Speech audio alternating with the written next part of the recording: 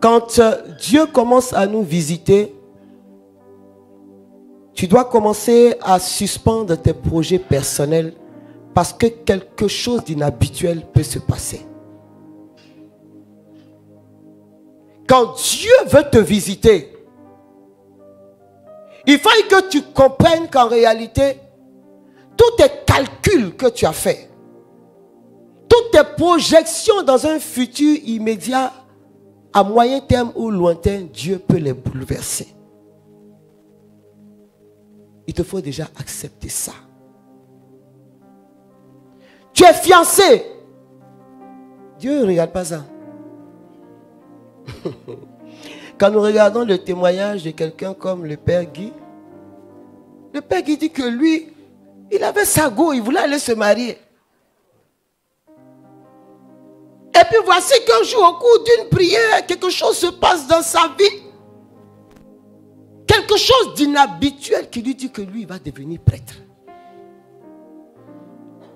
Voici affaire sur lui, mais non.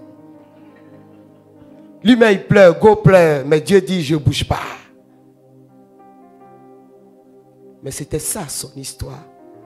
Ton histoire, tu ne pourras pas la remplacer par autre chose. Et beaucoup, justement, expérimentent la durée dans l'exaucement ou bien dans le relâchement de la bénédiction. Parce que ce qu'il demande en réalité ne fait pas partie du plan de Dieu. Dieu sait que s'il entre dans ton schéma, tu vas entrer dans ce qu'on appelle un sens giratoire obligatoire. Il y a des gens qui ont fait auto-école ici.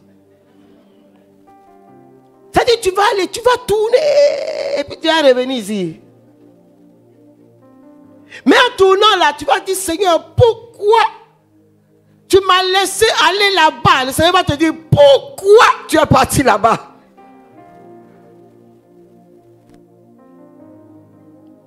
Nous voulons être visités, ben nous devons savoir que être visité par Dieu peut susciter de grands bouleversements. Et pour beaucoup, ça tarde parce que Dieu voit ton cœur et il sait que tu n'es pas prêt. Regardez même quand on va faire les retraites ou au cours d'une prière, on dit à quelqu'un, oui, vraiment, il y a une onction, Dieu appelle des gens à une vie de consécration. On n'a même pas dit si c'est prêtre ou quoi. Il y en a qui commencent à pleurer. Il y en a qui se cachent pour ne même pas que l'onction les localise. Parce qu'en réalité, on n'est pas prêt. Et Dieu connaît nos cœurs. Il y a des bénédictions qui ne viennent pas parce que tu ne peux pas encore les supporter. Tu ne peux pas les contenir. C'est comme des personnes qui n'ont jamais eu dans leur main 100 000. Toi, tu leur donnes 10 millions. Il y a un choc. Le premier supermarché où il entre, il va faire des achats de 500 000. Parce qu'il pense que 10 millions ne finit pas. Et il va aller même prendre crédit. Il va dire non, j'ai beaucoup d'argent. Il faut me donner, je vais te rembourser après. Au finish, l'argent est fini, il est endetté. Donc Dieu lui a rendu service ou pas? C'est pourquoi, quand Dieu regarde certains, Dieu sait que tu n'es pas prêt. Et demande donc au Saint-Esprit de t'apprêter à accueillir une telle nouvelle.